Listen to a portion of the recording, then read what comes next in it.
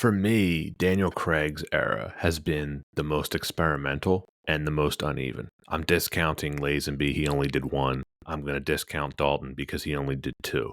So if you're comparing this to the Connery era, the Roger Moore era, and the Pierce Brosnan era, I find the Craig era to be the most uneven in terms of quality of films. Two of his films are in my top 10 favorites, while the other three are in my bottom five. This era has gone out of its way, which we've discussed, to give us unorthodox Bond. And you're either going to like that or you're not going to, right?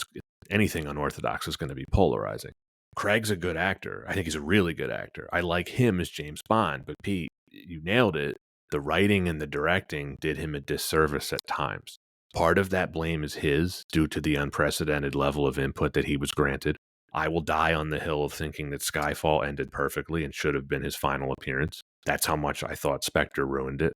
To me, Bond is a simple formula at its core. Bond gets a mission, he goes to exotic locations, he has some drinks, meets sexy women, uses some gadgets, drives a cool car, has to defeat an egotistical villain or two, and Bond always survives.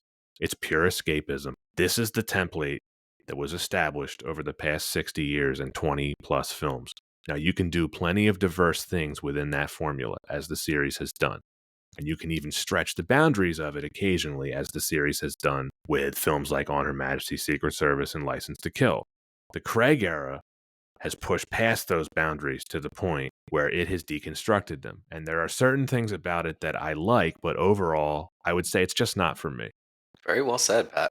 Had to get that off my chest. Yeah, I could see. I don't think there's anything wrong with that. I really do. No, I think as long as the films continue using that classic formula, I stay interested in them. The more they Mhm. start to drift from it, the less interest I have. And that's ultimately why I still like a lot of the stupider ones like Moonraker or Diamonds Are Forever. They're goofy, but they exist and very much within that classic formula.